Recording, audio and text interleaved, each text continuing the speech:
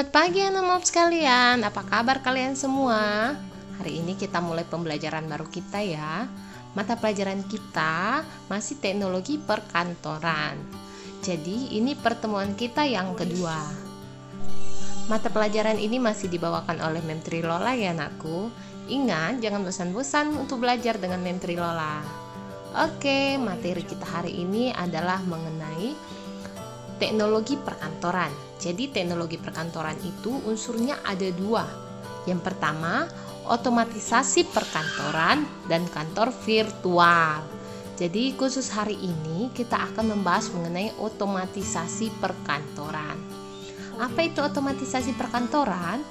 Otomatisasi perkantoran berarti pengalihan fungsi manual peralatan kantor yang banyak menggunakan tenaga manusia kepada fungsi-fungsi otomatis dengan menggunakan peralatan mekanis khususnya komputer. Jadi ini mengenai pengalihan fungsi ya anakku, fungsi dari pekerjaan manusia menjadi pekerjaan mesin. Otomatisasi perkantoran sering disebut perkantoran elektronik. Apa itu perkantoran elektronik? Perkantoran elektronik adalah aplikasi perkantoran yang menggantikan proses administrasi berbasis manual atau pekerjaan manusia ke dalam proses berbasis elektronis dengan memanfaatkan fasilitas jaringan. Jadi di sini kita mengganti semua pekerjaan yang manual menjadi tenaga jaringan atau aplikasi internet ya anakku. Di dalam peralatan teknologi perkantoran ada beberapa peralatan. Yang pertama, mesin kantor. Jadi mesin kantor itu terbagi lagi atas berbagai bagian. Yang A menurut tenaga penggeraknya.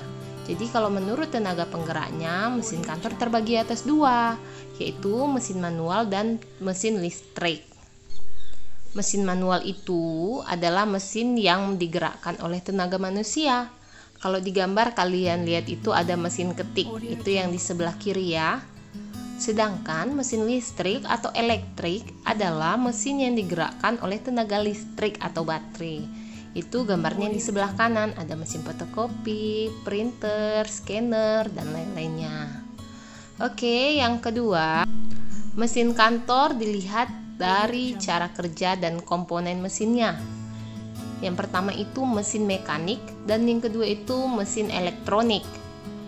Jadi mesin mekanik itu mesin yang rangkaian komponennya tampak bergerak, jadi nampak dia pergerakannya. Sedangkan elektronik yaitu mesin yang rangkaiannya berupa kabel-kabel atau elektronik. Nah, di gambar kalian lihat yang di sebelah kiri itu gambar hektar atau stapler dan yang di kanan itu gambar komputer. Kalau kiri itu kan hektar. Hektar itu kalau kalian perhatikan, ketika kalian menghektar nampak pergerakan mesinnya, sedangkan komputer kan enggak. Komputer di dalam CPU dia, di dalam kabel. Yang berikutnya dilihat dari fungsinya dalam berbagai pekerjaan kantor. Yang pertama itu mesin untuk menghimpun bahan keterangan. Jadi dia menambah keterangan. Jadi yang pertama itu contohnya pembuka surat. Di gambar sebelah atas, yang di atas sebelah kiri ya nak, yang ada surat, ada mesin warna hitam kecil. Ada pemotong kertas itu yang di sebelah kanan atas. Yang di bawah mesin penjilid sebelah kiri. Di bawah tengah itu pencatat uang kas, atau kalau kalian di kasir kalian lihat ada alat kas. Dan yang di sebelah kanan kiri bawah itu adalah hektar atau head machine. Sampai di situ mengerti nakku? Kita lanjut. Yang kedua, mesin untuk mencatat bahan keterangannya. Di antaranya ada mesin tulis. Kalau mesin tulis itu contohnya itu mesin ketik manual ya, yang di atas gambarnya. Lalu ada mesin penomor sebelah kiri bawah. Lalu ada mesin dikte atau perekam suara di tengah bawah, dan sebelah kanan bawah itu mesin asahan pensil atau nama lainnya kalian sebut itu rautan atau kerongkan. Kita lanjutkan, untuk yang ketiga ada mesin untuk mengolah bahan keterangan. Jadi dia menambah keterangan dari barang-barang. Jadi yang pertama itu mesin penghitung uang atau mesin jumlah. Ini biasanya di bank ya nakku, sebelah kiri bawah. Sedangkan di sebelah kanannya itu adalah gambar komputer yang biasanya kalian pakai di lab ya. Untuk yang keempat, ada mesin-mesin untuk memperbanyak bahan keterangan. Jadi untuk mengcopy istilahnya. Mesin untuk memperbanyak bahan keterangan itu contohnya mesin stensil, itu yang di atas, mesin stensil. Ada mesin perekam set. Perekam set itu scanner. Ada mesin stensil spiritus, bentuknya hampir mirip dengan mesin stensil. Ada mesin offset yang mirip juga dengan mesin fotokopi ya. Dan masih banyak mesin cetak lainnya. Ini bisa kalian temukan di fotokopi. Sekali-sekali jalan-jalan ke fotokopi ya nak. Kemudian kita ada mesin-mesin untuk mengirim bahan keterangan. Jadi untuk mengirim keterangan. Nah, contohnya apa? Yang sering kalian gunakan itu adalah telepon, atau kalau yang di kantor-kantor namanya interphone. Bedanya telepon itu bisa antara rumah, antara daerah, sedangkan interphone itu hanya di dalam suatu organisasi saja. Jadi mirip ya antara interphone sama telepon. Tapi interphone itu misalnya antara bawahan lantai 1 dengan atasan di lantai 2. Jadi mereka menggunakan interphone. Kemudian ada facsimiles atau teleprint. Jadi dia seperti printer yang terhubung ke telepon. Jadi kalau orang mengirim pesan bisa terprint dari faksimil. Selanjutnya ada manfaat otomatisasi perkantoran. Jadi manfaat otomatisasi perkantoran itu yang pertama meningkatkan produktivitas atau efektivitas pekerjaan. Jadi diharapkan dengan adanya otomatisasi perkantoran ini, kemampuan orang menghasilkan produk atau kecepatan dia bekerja itu semakin meningkat. Dan yang kedua, komunikasi dapat menghasilkan keputusan yang lebih baik dan lebih cepat. Jadi misalnya ada keputusan yang harus diambil, tidak harus datang menjumpai orangnya, tapi bisa melalui telepon, bisa melalui video call dan lain-lainnya. Jadi langsung dapat sebuah keputusan dari yang akan mau diambil itu.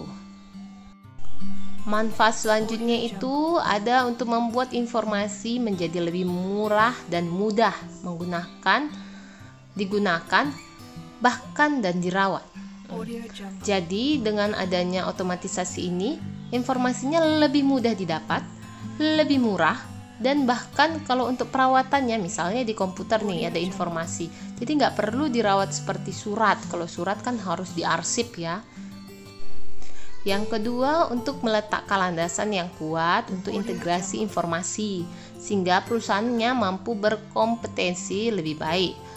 Jadi, kalau misalnya ada informasi perusahaan bisa disimpan dengan baik. Dan yang ketiga, komputer tidak menggantikan pekerjaan saat ini. Komputer mampu menunda penambahan pegawai yang diperlukan untuk menangani beban berat. Jadi biasanya untuk menghasilkan sebuah handphone itu diperlukan 1 karyawan. Jadi kalau 100 handphone, 100 karyawan. Dengan adanya mesin atau komputer atau peralatan lainnya untuk menghasilkan 100 handphone, cukup hanya 1 orang yang mengoperasikan komputer saja. Jadi pekerjaannya jadi lebih efektif dan efisien. Yang selanjutnya, untuk pemecahan masalah kelompok atau tim. Jadi kalau misalnya tim itu tidak bisa berjumpa, bisa video call conference. Jadi banyak orang. Misalnya kalian tahu aplikasi Zoom atau WA conference, itulah contohnya. Yang berikutnya, sebagai suatu cara komunikasi bisnis, otomatisasi perkantoran tidak menggantikan semua komunikasi interpersonal tradisional ya, misalnya percakapan tatap muka, percakapan telepon, pesan tulisan, memo dan lain-lainnya, tapi hanya untuk melengkapi. Jadi biarpun sudah terjadi komunikasi secara telepon, orang tersebut memang harus berjumpa. Jadi jangan dianggap udah ada alat komunikasi yang modern nih, jadi nggak harus menggunakan alat komunikasi yang lama. Enggak, jadi hanya untuk melengkapi saja. Jadi kesimpulannya, otomatisasi perkantoran merupakan proses kerja mesin dan sedikit usaha manusia. Jadi dianggap sedikit saja usaha manusia, tapi pekerjaannya jadi lebih banyak. Jadi bertujuan untuk meningkatkan produktivitas. Jadi semakin banyaklah produktivitas yang terjadi di sini. Oke, Mem harap kalian mengerti materi kita hari ini. Kita masuk ke tugas ya anakku. Perhatikan gambar di samping. Di samping itu ada gambar ATK ya, ada alat-alat tulis. Yang kedua, benda apa aja yang ada di gambar tersebut silakan dicatat. Misalnya 1 pulpen, 2 pensil. Yang ketiga, silakan kalian foto alat tulis kantor kalian atau ATK yang mirip gambar di samping yang kalian punya.